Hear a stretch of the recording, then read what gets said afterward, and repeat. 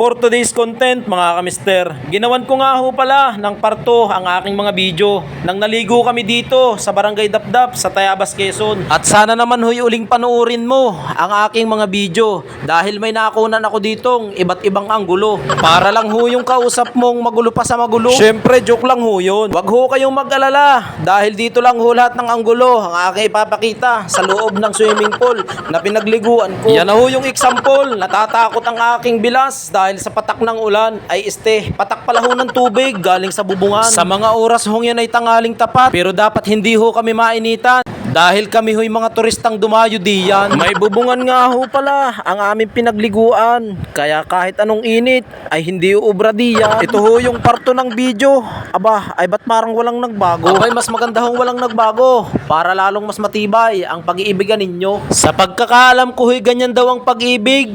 Pagbigyan ng hilig ng walang ligalig. Nung pinagbigyan ho, abay lalong nagligalig. Ito na nga po pala ang isa pang naispatan sa aking camera. Wari ko'y lasing na. At shoutout nga po pala sa aking mga taga-suporta. Nagpapasalamat ho ang inyong punong abala. Talagang sa sobrang init ho ay talaga ay tao ay ngibit.